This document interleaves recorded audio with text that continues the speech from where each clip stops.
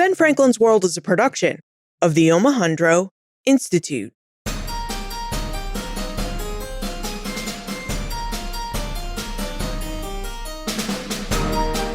Hello, and welcome to episode 308 of Ben Franklin's World, the podcast dedicated to helping you learn more about how the people and events of our early American past have shaped the present-day world we live in.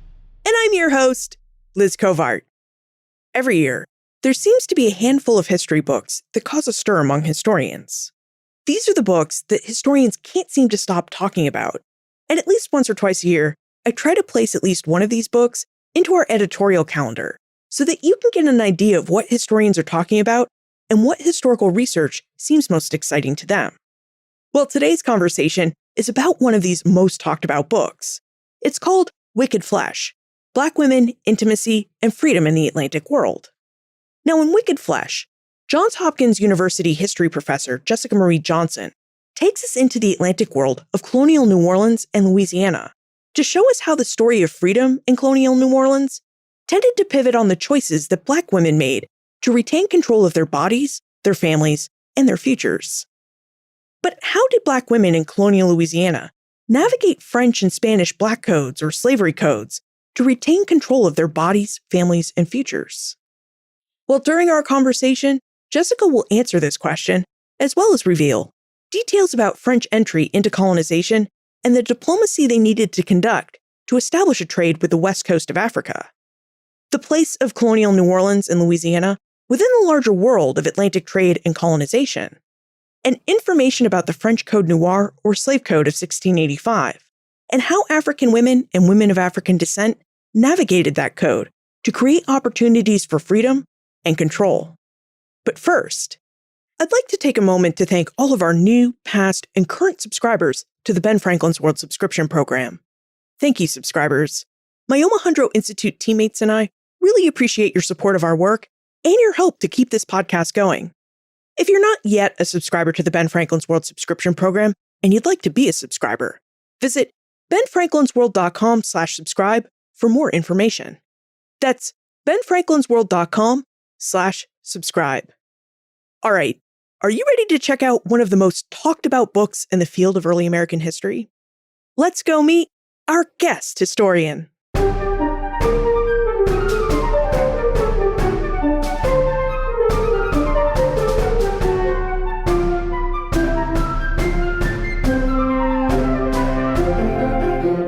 Our guest is an assistant professor of history at Johns Hopkins University. She's a historian of Atlantic slavery and the Atlantic African diaspora. She's published numerous articles and an award-winning book, Wicked Flesh: Black Women, Intimacy, and Freedom in the Atlantic World. Welcome to Ben Franklin's World, Jessica Marie Johnson. Thank you so much for having me. Now, Jessica's book, Wicked Flesh, uses the history of Black women in New Orleans as a way to explore Black women's experiences across the Atlantic world.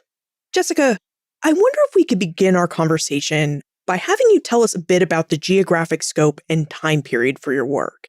Because you chose a rather expansive time period and geographic area, and you don't really just cover the history of New Orleans, you really cover the landscape of the Atlantic world. So could you tell us a bit about the geography and time period of your book? Yes, absolutely. The way that I decided to choose the kind of sites and the temporality of Wicked Flesh is very much geared around where I kind of wanted to end up. I really wanted to end up understanding a little bit more, and the reader understand a little bit more about African women and women of African descent in Gulf Coast, Louisiana.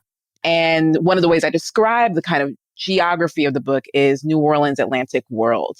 And so that, for me, in the archive and in sort of the genealogy of the Gulf Coast, stretches from Senegambia, the Comtois of Saint Louis and Gorée, through the Caribbean, and then we end up in some place like the Gulf Coast, where Africans are arriving, where French colonial officials and French administrators are trying to establish this outpost, this colonial outpost at the southernmost part of mainland North America and the southernmost reach of their North American colonial situation.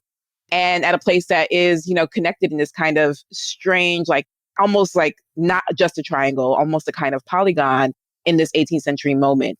And so the concentration of the French slave trade from West Africa is so dominated by Senegambia. That helped make sense as far as a Senegambian connection. The imperial provenance of France and French Empire helped, create a need to really analyze the ways that Louisiana fit into an archipelagic framework of the Caribbean.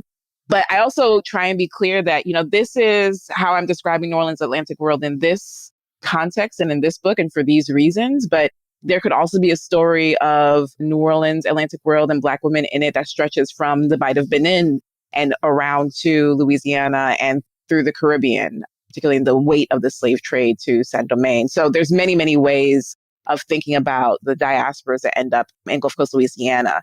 The temporality, in a similar way, was also structured by empire and by the genealogy of Louisiana and France's sort of incursions and developing understanding of the ways that they wanted to create a logic of slavery and slaveholding. So the book, when I talk about it as beginning in 1685 with the French Code Noir, which is the first imperial-wide slave code that is addressed specifically to the colonies. And it ends in 1809 and 1810 with the expulsion of the Saint-Domingue emigres from where they have landed in Cuba, expelled from Cuba with Napoleon's invasion of Spain. And one of the main places they go is Louisiana. It's close, it's formerly French or French enough, and it's a site that they find is very familiar and is already sort of part of their geographic understanding of what's safe spaces to go. So that's a lot of the chronology, which is funny because, it actually also goes a little bit earlier as explaining the 1685 Code Noir. It requires going into some of the earlier 1670, 1680 codes and explaining, why ending in the edge of the 19th century requires understanding a little bit about iconic figures that emerged in the 19th century, iconic figures of Black New Orleans womanhood like Henriette Delille and Marie Laveau. So there's some wiggle room there, which I think is kind of emblematic of New Orleans playing with boundaries at all points. So the history of New Orleans that we're talking about here is a history that covers the mid to late 17th century through the early part of the 19th century, and a history that views New Orleans' Atlantic world through its different trade and political connections. So it's viewing this world through its connections with different Caribbean islands, with France and Spain and Europe, and also with what sounds like were many different connections and places along the west coast of Africa. Indeed, it does.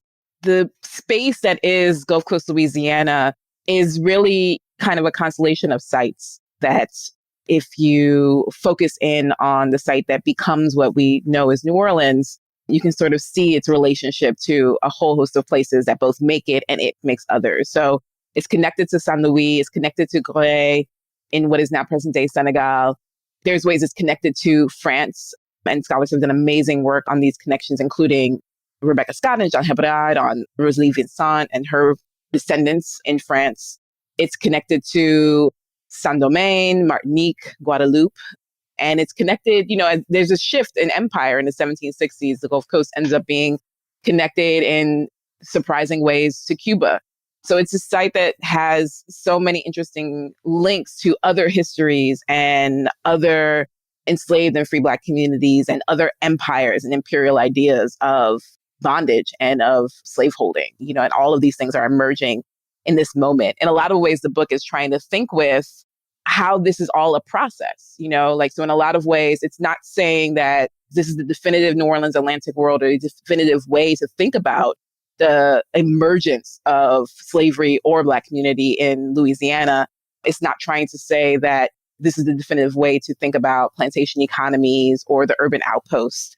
It's trying to chart a process by which slavery, slaveholding, the plantation complex, generations of captivity, to take Ira Berlin's formulation, that these things are all emerging in this moment. And we have to be able to see them as not in stasis and not as binaries, but as a dynamic process that is happening in which Africans, enslaved people, and free people of African descent are absolutely key players and have things to say about the world that is emerging around them. Now, Wicked Flesh begins in West Africa and with an investigation of early interactions between West African and European traders. Jessica, would you tell us what life and trade were like in the West African region of Senegal during the 17th century?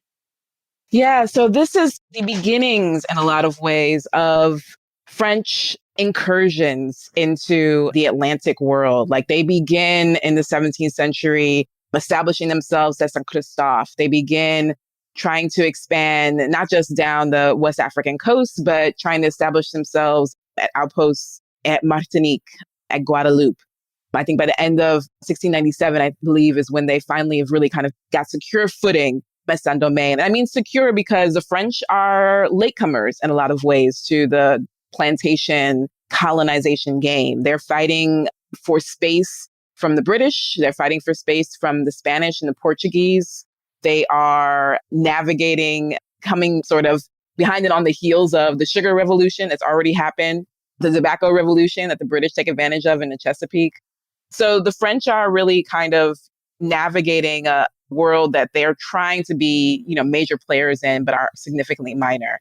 So they arrive on the coast of present-day Senegal, and, they're having to beat back the Portuguese. They literally go to a minor war with the Dutch in order to even secure enough security to establish themselves as Saint Louis and Gorée and establish some kind of trade relations with the West African polities. And so theirs is a kind of insecure Atlantic regime. And on the other side, on the West African side, you have years of trade along the coast with the Portuguese, including slave trades. You have the Wolof, who are part of the changing dynamics of slaving in this region, includes navigating, their diplomatic relations, either with coastal entities like the Lebu or entities further south who sort of resisted Wolof hegemony, like the Seer.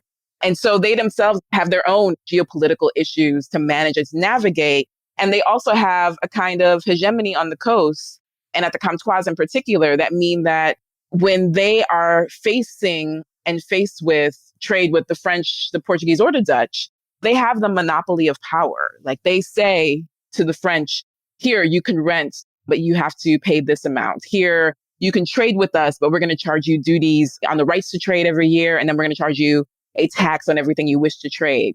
Yes, you can occupy this part of the coastline, but you have to buy your subsistence grain from us, and you have to offer various kinds of tributes. And so they have very much taken advantage of trade and secure alliances, treaties with the French that the French have, really no choice but to abide by.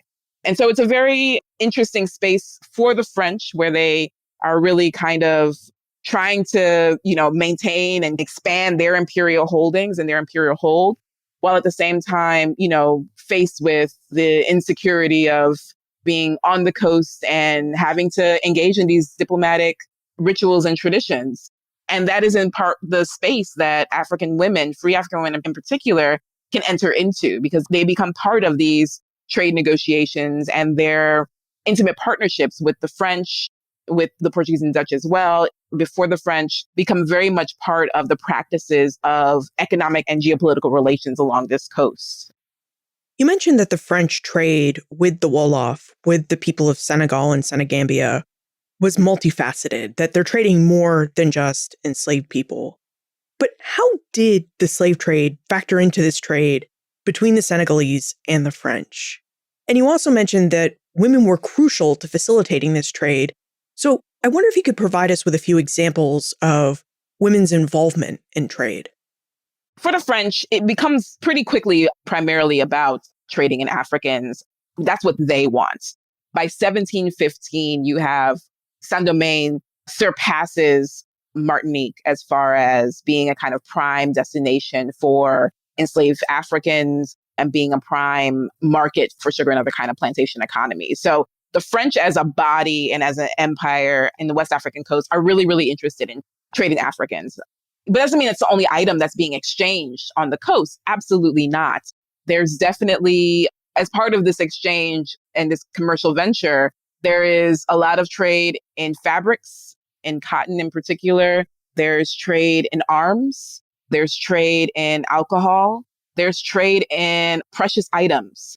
So one of the ways, to answer the other part of your question, one of the ways that African women play a particular kind of role, and I describe this role as the role of being a tastemaker, engaging with Simon Gikandi's work, is creating a kind of taste for status, and that status looking like European goods along the coast. So taste for campañas that you can only acquire by trading in this Atlantic commerce.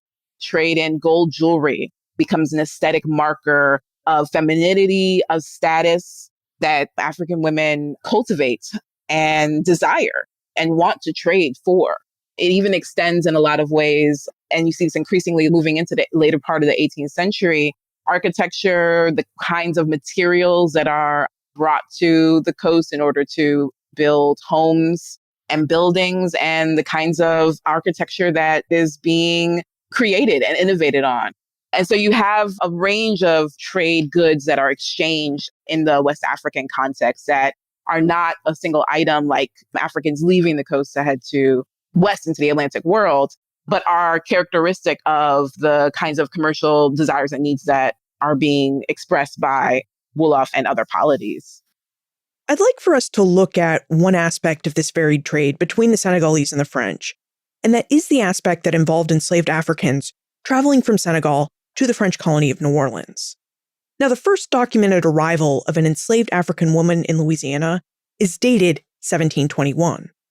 Jessica, you note in your book, Wicked Flesh, that before these women ever arrived in Louisiana, they endured La Traversée. Could you take us into the life of one of the women that you write about in Wicked Flesh and tell us about her experience in La Traversée? Absolutely, yes. So one of the women that I talk about in the book is a woman named Marie Baud, who is a free African woman living at Saint Louis, and she's married to a French gunsmith. And through a whole series of events that are much more interesting when you read them in the book, her husband is deported to Louisiana, and she ends up on a slave ship following him. So I talk about her as this free African woman. She was on this ship with 3 of her own enslaved property, and she appears in this ship register as, a free mulâtresse, just as a passenger. And this was not uncommon to have passengers on slave ships. It was not an unknown thing. And these ships made multiple stops. So there's not a kind of one stop from one side of the Atlantic to the other in this voyage. So Marie Baud ends up embarking from Saint Louis. Many of the ships that left Saint Louis would do a kind of refueling stop at Gorée for water and subsistence items before either heading further down the West African coast to secure more enslaved Africans or heading across the Atlantic. Even that stop itself was not going to guarantee that you have enough supplies across the Atlantic. So most ships also would, at some point in the Gulf Coast and the Caribbean, would also do at least one other stop. French slave ships en route to Louisiana tended to stop at Grenada. That was always an interesting stop because one of the things that ports on this side of the Atlantic would do, particularly smaller ones who might not see slave ships except for refueling purposes, they would require slave ship captains to refuel by also trading their enslaved people from their cargo, quote unquote cargo, for enslaved people that the portmaster or lieutenant at the outpost might have. So you had those kinds of instances as well. So these are trips that have multiple stops. They're 2 or 3 months in duration. So before you have that kind of refueling stop on the Atlantic side, you might have been at sea for a month and a half, 2 months. And those stops also, were opportunities to regroup. The voyages are interesting because we talk about the captives, as we should, suffering from dysentery, scurvy, measles, a whole host of illnesses would afflict enslaved Africans on these ships. But as we know, illness, disease is very promiscuous. And so crews, ship captains, all could be subject to illness that is spreading on the ship, to malnutrition, to starvation. All could drown, all could suffer from hurricanes and storms and die from those kinds of causes. So you have these stops that become opportunities to regroup, usually giving those on the ship an opportunity to rest. The crew could come offshore, et cetera. But there also might be opportunities where crew needs to get replenished. So people on the shore who might have an opportunity to get employment on one of these ships because there have been too many deaths. Somewhere after that first refueling stop, these Louisiana slave ships would land in either Ship Island, Biloxi. Some of them made their way around and through Lake Pontchartrain and would land above New Orleans. But they would usually land somewhere just a little bit further away from the town. And then canoes would take captives and passengers, crew to further on into the city. And then if they were heading to plantations further up the Mississippi River to Natchez. So these are drawn out journeys. They don't feel short when you're on them. They don't feel safe. They are unpleasant experiences, even for a free passenger like Maribaud, and devastating experiences for captives themselves. For Maribaud's story, she arrives and encounters a world in which slavery and patriarchy have positioned her as no longer sort of a free African woman who has a particular kind of status and a network, a social network in Senegambia. Now she's, the wife of this gunsmith, and she suffers as a result of it. But I talk about her as a way to talk about some of the granular details of these passages, which can be so hard and so devastating and so objectively terrible to everybody who is involved, free or unfree. Okay, so say you're Marie Bode or one of her enslaved women, and you've just arrived in New Orleans in 1721. What kind of place and environment did these women arrive in? I mean, you mentioned that it was a place with a strong patriarchy, but what did Louisiana and New Orleans look like in 1721?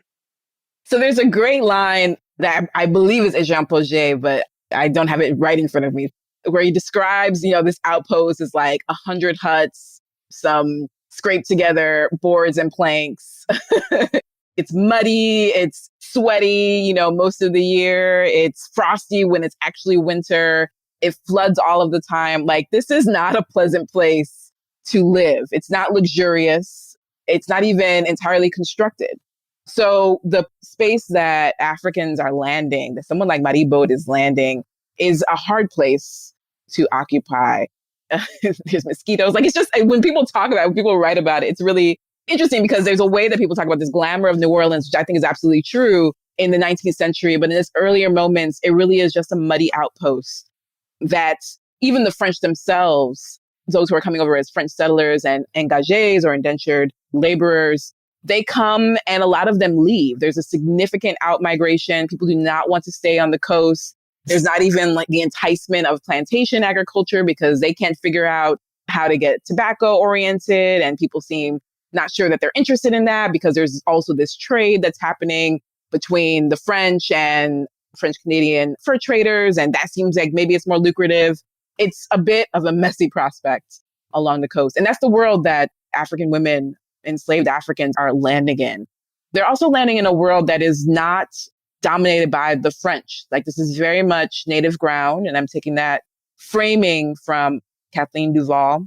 It's a world in which indigenous nations have the provenance and they are able to, in a lot of ways, dictate a lot of the diplomatic relations and diplomatic policies and politics that are happening. And so not only are Africans contending with French, who would be slave owners and would be colonial masters, they're also navigating and having to learn and grapple with a whole new polity, whether it's the Natchez or the Choctaw or various Petites Nations, which is the smaller nations, as how they're described by the French. There's a whole new constellation of allies and potential enemies, and them as a vulnerable population now as enslaved people, having to figure out how to manage all of that. So this sounds like a very interesting and rustic place where these free and enslaved Black women end up. The landscape still needs to be developed into a proper urban area.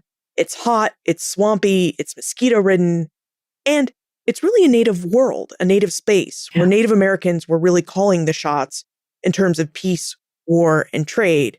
And amidst all this, this is where you have the center of this burgeoning French colonial world. And as part of this colonial society is something that you mentioned earlier, the Code Noir, which is really responsible for shaping French colonial society in New Orleans. Now, we need to take a moment for our episode sponsor, but when we get back, Jessica, I'd really like for you to help us investigate the Code Noir. This episode is brought to you by the Omohundro Institute, proud publishers of award-winning books since 1943. In a celebrated account of the origins of American unity, John Adams described July 1776 as the moment when 13 clocks struck at the same time. But once these clocks struck, how did the American colonies overcome long odds to create a durable union capable of declaring and keeping independence from Great Britain? In a powerful new history of the 15 tense months that culminated in the Declaration of Independence, historian Robert Parkinson provides a troubling answer: racial fear. In his new book, 13 Clocks, Parkinson traces the circulation of information in the colonial news systems that linked Patriot leaders with average colonists. Parkinson reveals how participants in these news systems constructed a compelling drama featuring virtuous men who suddenly found themselves threatened by ruthless Indians and defiant slaves, all acting on behalf of the king. 13 Clocks was published by the Omohundro Institute and their publishing partner, the University of North Carolina Press. And 13 Clocks is available now in paperback for the low price of $20. If you want to read what one scholar calls the most original work on 1776 in a generation, then check out 13 Clocks by Robert Parkinson, available now in paperback for $20. You can purchase your copy of 13 Clocks by visiting benfranklinsworld.com/clocks. That's benfranklinsworld.com/clocks. Jessica, could you tell us about the Code Noir and how these enslaved women who came to New Orleans in 1721 would have felt and experienced this code in their everyday lives? Absolutely. So the French first passed the 1685 Code Noir, and that has various permutations depending on the colonial response, because they also have a kind of backdoor sort of rule where the different superior councils and local councils at the outposts could, certify or not certify rules that are coming from France. And generally, superior councils tended to certify, but sometimes, they might not. And then local superior councils, who are the governing bodies of French Empire, might also decide to pass further rules. So between 1685 and 1724, which you have Louisiana Code Noir, in the Caribbean, there have been various modifications and revisions of that original Code Noir, a tightening of various restrictions. So changes to who can be free, changes to who can inherit, restrictions on ordinances and edicts passed locally that say if you marry a Black woman, not just African, but a Black woman, you'll lose your titles or you won't be able to serve in the military, things that basically create de facto bans on marriage that would have been allowed, but in fact was presumably kind of a door to manumission in the original Code Noir. So this is important to understand because it's this context, this archipelagic legal context, and a scholar who's amazing at this is Cecile Vidal, and talking about this work in Caribbean New Orleans. It's this archipelagic context that creates the conditions for the formation and the promulgation of the 1724 Louisiana Code Noir. And this Code Noir looks a lot like what slave codes will look like in the 18th century, and becomes the Code Noir in a lot of ways that other colonies, particularly in the French Empire, model themselves after. So it's very clearly and rigidly partus sequitur ventrum, the status of the enslaved person follows the mother. It sets out various rules for, what happens if you run away, the physical punishment. It sets out rules for free people of color. If they are harboring enslaved people, they're punished. It sets out rules for and against marriage. It sets out rules that require, the respect of free people of color, even though you have been freed. So now there's a presumption that if you are Black and free, not that you are African and arrived as free, now there's a presumption that if you are Black, you must have been enslaved. So your freedom now is sort of contingent on a previous slave status, a redemption, as you might say, from enslaved status. Now you, because of that, or out of that logic, you forever owe your former masters allegiance and respect and obedience. So you have a whole new set of rules that come into play. Again, this is the world and these are the rules that enslaved people are landing in. So women who are arriving in a world in which, who they can have partnerships with is incredibly restricted. Their access to securing manumission now is incredibly restricted. The ways that they are able to form families and who they can, also for scrutiny. And they're also incredibly savvy with how they try and figure out, okay, well, what are the rules? You have Marie-Louise, who petitions for her freedom based on rules in the Code Noir. You have some of the first petitions for freedom are presented to Superior Council by enslaved people who claim that, like, oh, I was free in this context because it was part of somebody's testament when they passed away that I would be free. So there's increased knowledge and a very clear sort of legal understanding and awareness of what the rules might be as far as their safety and their security. And I think that's actually also something really, really interesting, both that they're entering this milieu where to be Black is to be a slave, is to be presumed to be in bondage. And even if you might possibly be free, it is presumed to then also require you be obedient and respectful to any white person who may cross your path. So there's that. And then there's also the ways that knowing that and figuring that out becomes a very deliberate practice of freedom that is engaged in by Africans who are arriving from a whole different context.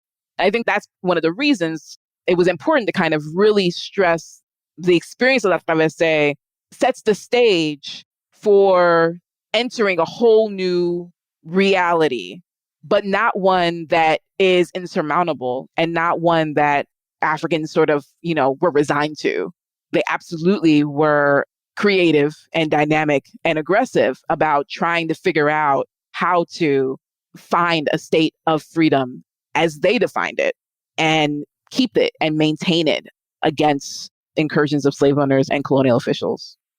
So the Code Noir was really designed to be a series of laws that controlled the lives and movement of enslaved and free Black Africans in French New Orleans. And it also seems like, although it probably wasn't designed this way, that enslaved and free Africans and people of African descent really had a pretty great knowledge of this code because, as you described it, they always seem to be looking for ways to use the Code Noir to gain their freedom and to find new opportunities, to achieve freedom as they saw it. So, Jessica, could you talk a bit more about how enslaved and free Black Africans and people of African descent would have developed their legal knowledge of the Code Noir and how the code itself changed from 1724 to the end of your story, which is in the 19th century? So one of the things that becomes really clear in how the code sort of develops is the code itself, is the 1724 code. But as as enslaved people make various claims for freedom, petition the governor and the intendant for manumission in various terms, gather with their family members in order to secure manumission or defend manumission that they say has been bequeathed to them, it becomes clear to officials that restrictions need to be tightened. So one of the things that I discussed in Wicked Flesh is the ways that police codes become another mechanism for controlling the enslaved population. And I should be clear, it's not just in controlling the enslaved population. There is a desire by colonial administrators in particular, control all ungovernables. So free people of color and enslaved people, free people of color, enslaved people, and also savages, those of indigenous nations. Them as well as Germans who are arriving, Canary Islanders who end up arriving over the course of the 18th century, particularly in the 7 Years' War.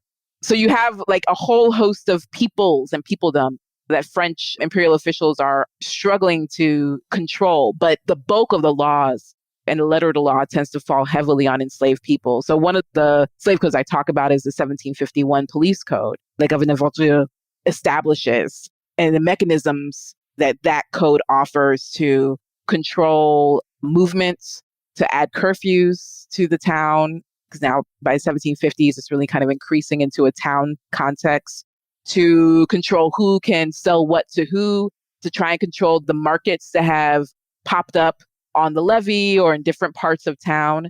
So moving from, in a lot of ways, more strictly sort of almost economic slave control, like status will follow the mother, and here is how many rations you got, and here are the rules about making sure that they do not do work on Sundays, so that they can honor the Sabbath, making sure that there's rules in the code about making sure that you don't sell enslaved people are in families, which slave owners, more than you would imagine, actually tried to follow. Moving from that, from like slave maintenance to, general policing of the quote unquote unruly population. And that mounted in a lot of ways to controlling movement, controlling access to resources, controlling what Daniel Usner describes as a frontier exchange economy, controlling access to what were becoming mechanisms for freedom and for freedom practices and the roots of things like marronage, or if you can go sell your own items and you may be able to secure enough funds for self-purchase. So you have that kind of evolution there. There's an interesting change in the shift from the French to the Spanish. The Spanish also have a kind of set of rules and their own system for understanding and for controlling enslaved populations. But even they too end up being kind of confounded by this African descended now by a couple of generations, various tiers of unruly Europeans, masterless men and women in this context. And they too pass codes that try to, leverage some kind of control. And those codes also fall heavily on enslaved and free women of African descent. So one of the key ones that I try and point to is the Bando de Buen Gobierno, which is, among other things, today people describe as the code that generated the Tignon law, the law preventing free women of African descent from wearing particular kinds of headgear. So in this kind of, evolution, now we're not just controlling movement, we're actually controlling bodies. So there's this continued pressure, from the top down to try and find ways to curtail the expressive practices of people of African descent, the ways that they're able to move and navigate. And that tells us as historians that there are ways that these are mechanisms that officials are identifying as potential gateways to other kinds of insurrection, other kinds of manumission, other kinds of freedom. But that also tells us that these are things, I'll put it like this, you don't pass a law on something that is not happening. And so these are practices and expressions that Africans are engaging in and that they themselves are doing for, in some ways, their own purposes, and in some ways as measures, and once again, pushing that kind of boundary of what gets counted as free, what enslaved people are or are not supposed to do, and the ways that, enslaved people are supposed to comport themselves as bonded laborers. Africans are defying that. And these codes, as they roll out, shows that, and also shows in some ways administrators also increasing savvy in trying to tamp that down. It does sound like the Code Noir became more restrictive over time because, as you said, people of African and African descent were finding ways to assert their identities by defying the laws and also finding loopholes that they could use to create additional opportunities and avenues to freedom. And we know they must have been quite successful in finding a lot of loopholes to exploit because, Jessica, in your book, Wicked Flesh, you talk about the development of free Black communities and how Black women were able to create their own sense of freedom, their own concepts of freedom.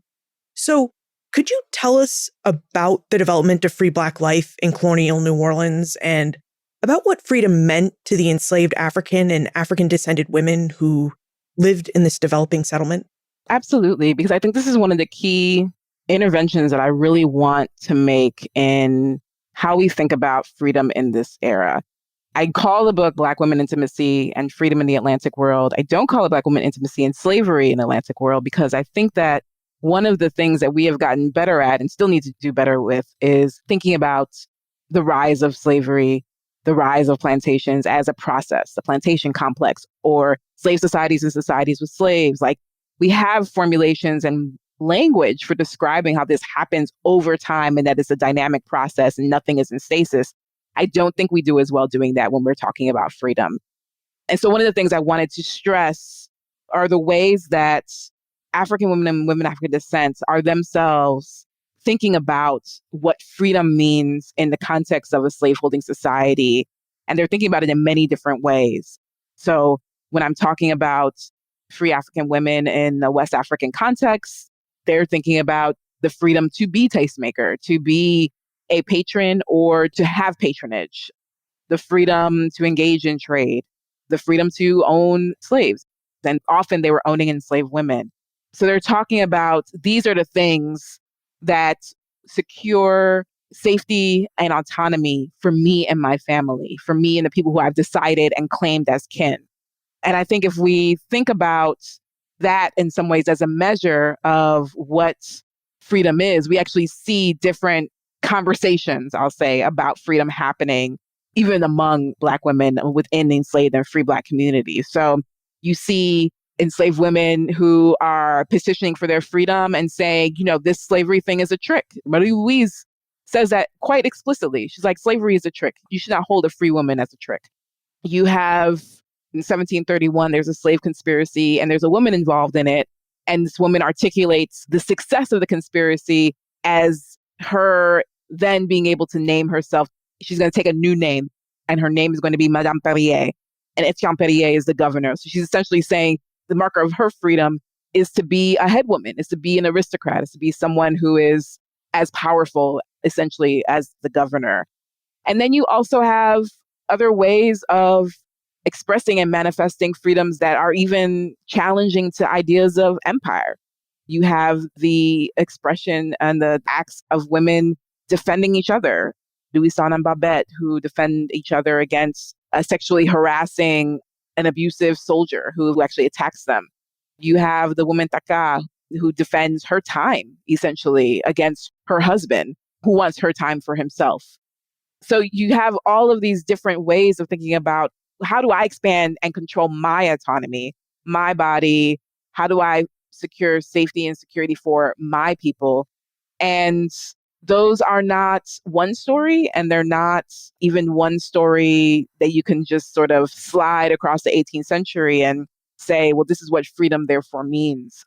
They're about the way that thinking about something that is not slavery is a thinking that happens over the course of the 18th century and evolves and changes in a whole host of complicated ways. So that by the time you get to the 1780s and 90s, you have instances where now women who are enslaved and maybe are a couple of generations from slavery are now owning other enslaved people.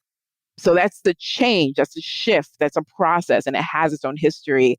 And this book tries to chart out how that history happens and how we might be able to understand it when we're talking about this thing called freedom that is also so resonant and seems so European, and I'd argue actually is not. We see this over and over again, where imperial officials have this kind of abstract and yet also kind of concrete idea of how to control their vast imperial holdings. So they pass something like the Code Noir Acts. But on the ground, you have actual living people who, as you mentioned, don't always abide by the letter of the law or by imperial definitions of freedom because they are out there trying to carve out what they see as their own autonomy and their own bits of freedom from these acts of control. So how do colonial French and later colonial Spanish society in Louisiana and along the larger Gulf Coast, how do these societies react to this interplay between the empire's desire to control people and the people's desire to live their lives as free and as autonomous as possible? This question could go a lot of different ways. And this is why I like it, because on the one hand, you have, enslaved people who are at all times, they are determined to do what they feel like they would like to do. So just the act of running away itself is an affront against the rules of bondage, the rules that slave owners are placing on enslaved people. The rise of marronage bands in the cypress swamps around New Orleans, the access that enslaved people have to rivers and to maritime knowledge as those who are piloting pirogues and canoes. All of these are mechanisms for bucking the rules.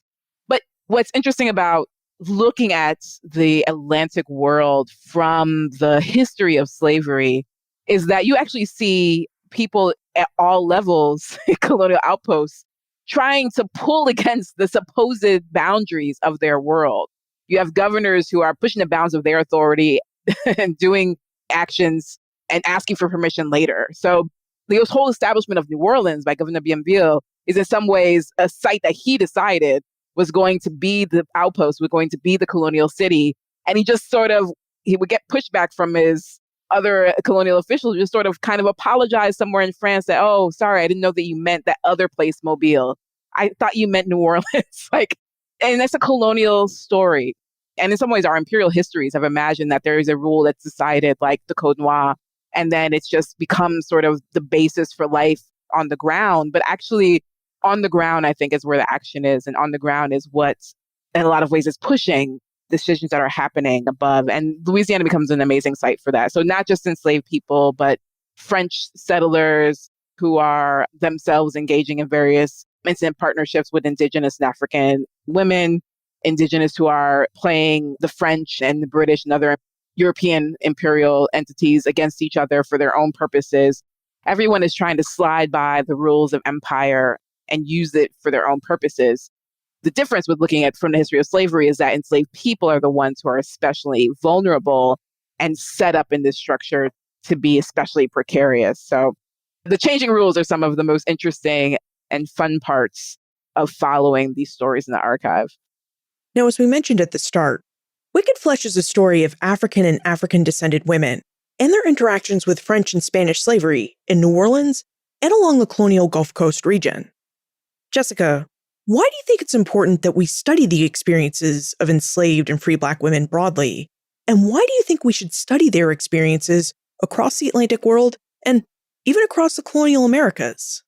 I think that it is difficult to really do early North American history without understanding the ways that gender and race and gender and Blackness in particular play a pivotal role in how this new world develops.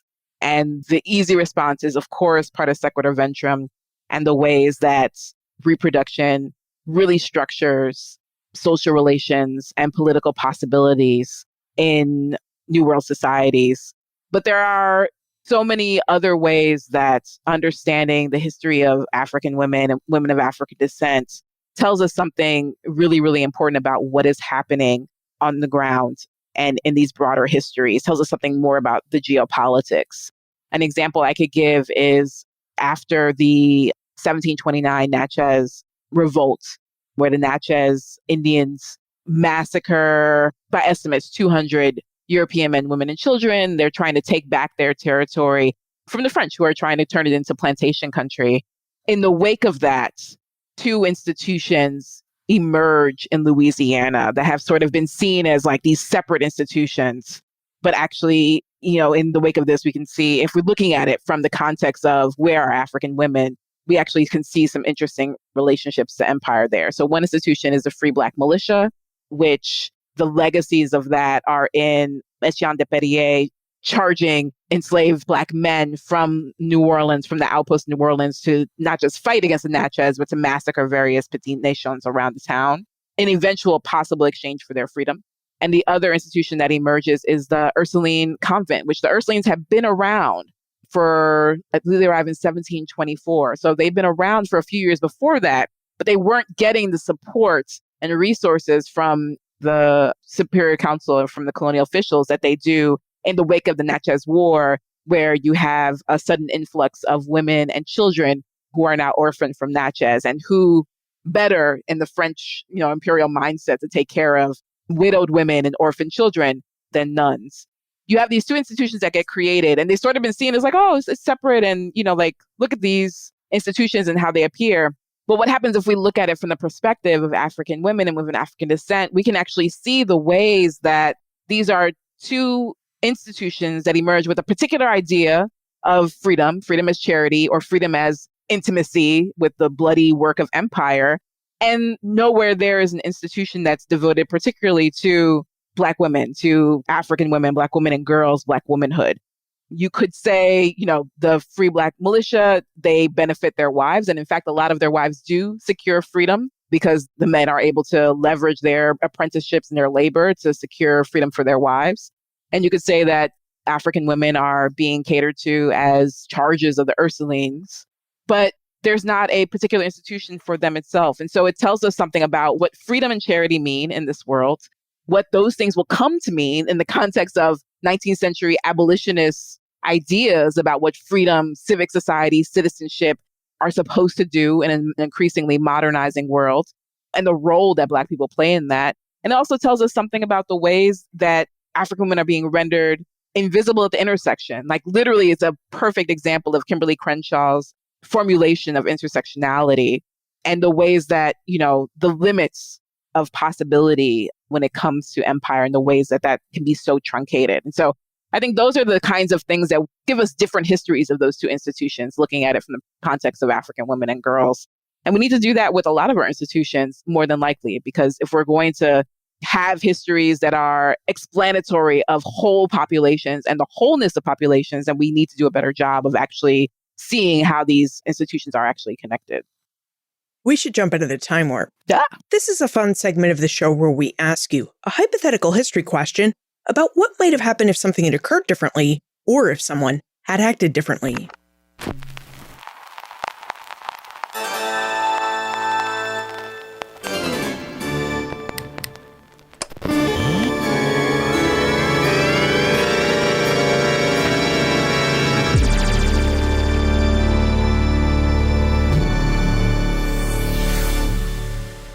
Jessica, what might have happened if African women had not been involved in the slave trade?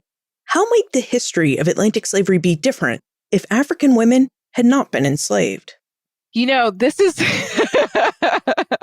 not an easy question, and not a question that I'm sure, has the happy ending either. So not having African women involved in the slave trade, being enslaved means that you don't have parte sequitur ventrem.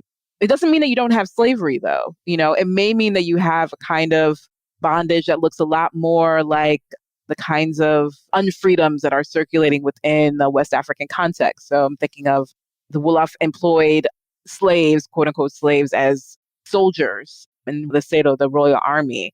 So you might end up having unfreedoms that operate in that capacity. And if you really are staying true to the counterfactual and women are really not allowed to or do not end up in the Atlantic world, and you also don't have a reproducing African population.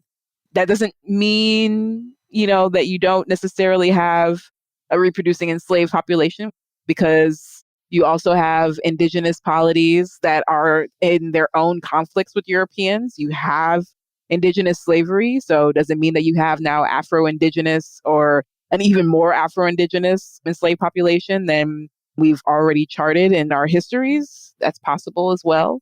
And on the West African side, you have, as a result of population loss or shifting polities or even shifting ideas of gender as a result of that kind of gender-focused slave trade, you might have an even more female-headed and centered political institutions. So you do have aristocratic roles for women in Wolof contexts in particular. Do those expand because of the draw of the slave trade to African men? I don't know. But those are the kind of things that kind of come to mind with a kind of question like this. What does not come to mind is freedom. I do not see, with the structure of this question, I do not see a context where taking women out of the equation means that slavery somehow dies out or freedom is secure.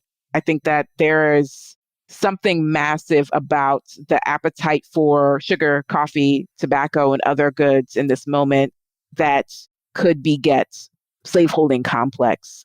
And that is what the evil was there. I'm not sure that we have yet unpacked that. Like you said, not necessarily a happy ending. No, unfortunately, not necessarily a happy ending at all. Now, Jessica, do you have a research project that you're working on now? I do. My second book is a book about the ways that Blackness history and the digital operate in cahoots together. So it's looking at history as in the historical profession and how people are thinking about the past, particularly African Americans, Black communities, Black diasporic communities think about the past and how they situate themselves in relationship to a past that is a slave past. And also how that operates in a context where so much of the conversation about slavery, our history, our memory of it, our conversation about monuments, about commemoration, our oral histories, so much of it is also happening in relationship to what is circulating online. And so I'm very, very interested in the rise and fall of monuments. I'm very, very interested in what conversations among archivists around community archiving and oral histories. I'm very interested in how COVID is reshaping our relationship to the screen, but also our relationship to kinship and family and gatherings being spaces where stories about the past are often told. And I'm also interested in how historians have written about slavery in the past. I know that how the history of slavery, how the lives of Black people have been written about by professional historians has changed significantly in the last 60, 70, 80 years. And we don't have a good history of that since Myron Rudwick's Black history and historical profession. And even that wasn't focused on history of slavery. So it's looking at all of these questions and trying to get at, what are the ways that we can understand better the role that this history plays in our profession, but also keeping that in conversation with how Black people understand the role that slavery plays in their lives and in their homes. That sounds like another expansive project across many different media. It is. It absolutely is. Yes, I cannot seem to do a straight line to save my life, but I'm hoping that it'll be interesting and of interest to people. Now, what if we have more questions about enslaved women in colonial New Orleans and Louisiana? What is the best place to get in contact with you? I tweet on Twitter more often than I should at JMJAFRX, JMJAfrix. You're also, welcome to explore any of my digital projects. You can find me at lifexcode.org, where I direct a digital humanities initiative around decolonial and anti-racist praxis. I also co-direct electricmarinage.com, Taller Electric Marinage, with Dr. Yomaira Figueroa.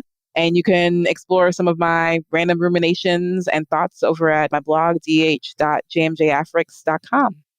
And you co-host a book club, a virtual book club. Could you tell us more about this book club and how we can join or participate in it? Oh, yes, please do. In cahoots with Ana Lucia Araujo, Vanessa Holden, and Alex Gil, we run the Slavery Archive Book Club, which we started because of COVID. So again, this is one of those examples of COVID changing, really reshaping how we relate to history, historical material, and slavery. The Slavery Archive Book Club runs on Wednesdays in the evening, definitely once a month, sometimes more than once a month. And we feature books on slavery and the history of slavery, history of Atlantic world. We've done books about memory and museums. And we're doing some work even in slavery and digital humanities, early American digital humanities. So if you are interested in following and in joining the book club, slaveryarchive.wordpress.com has the whole listing. And I believe it might even be updated with fall's listing, which is going to be super exciting listing. And if you have a book that you'd like to pitch, please email. You can email me, jmlikemaryj@jhu.edu. Jessica Marie Johnson, thank you for helping us form a better understanding of the experiences of enslaved and free African and African-descended women in New Orleans' Atlantic world. Thank you so much for having me on Ben Franklin's World. What's really interesting about looking at the Atlantic world through the history of slavery is that we actually get to see people at all social and economic spectrums trying to push the supposed boundaries of their world. Take the French 1685 Code Noir, for instance. What we're really getting a glimpse of is a list of activities that free and enslaved Black people were already engaging in, and that French colonists and other officials really wanted them to stop engaging in. For example, the Code Noir reveals that free and enslaved African women and women of African descent were marrying white colonists to achieve manumission, that enslaved women were using legal loopholes to obtain freedom for their children, and that enslaved Blacks were using the assistance of free Blacks to run away from their masters and enslavers. We can also see this boundary pushing on the other side of the French Atlantic, just as Jessica detailed for us. The French had 2 trading outposts in the Senegambia region of West Africa in present-day Senegal. One outpost was at Saint Louis, and the other was at Gorée. At these outposts, the French had to be more open to working with Africans and African women as important traders. The Wolof people demanded that the French trade fabrics, arms, and alcohol with them. And Wolof women served as important trading partners as they set the taste for trade goods. The active participation of women in the African trade saw French men really having to push past the boundaries of their patriarchal society and cultural norms. So looking at the history of places, peoples, and events through slavery allows us to see old events in new ways, and to see aspects of places and people in ways that we just couldn't see before. As Jessica stated, it is difficult to investigate and truly understand early North American history without also understanding the ways that race, gender, and Blackness played pivotal roles in how this colonial world developed. And it's impossible to write histories that represent and speak for all peoples if we truly don't have an idea of how all peoples experienced the different worlds of early North America. You'll find more information about Jessica, her book, Wicked Flesh, plus notes and links for everything we talked about today, all in the show notes page. benfranklinsworld.com/308. Friends tell friends about their favorite podcasts. So if you enjoy Ben Franklin's World, please tell your friends and family about it. Production assistance for this podcast comes from the Omohundro Institute's digital audio team: Joseph Edelman, Martha Howard, Holly White, and Karen Wolf. Breakmaster Cylinder composed our custom theme music. This podcast is part of the Airwave Media Podcast Network. To discover and listen to their other podcasts, visit airwavemedia.com. Finally, what history book have you read, or what history museum or historic site have you visited that you think more people should be talking about? I'm always on the lookout for new episode topics, so please let me know. Liz at benfranklinsworld.com. Ben Franklin's World is a production of the Omohundro Institute.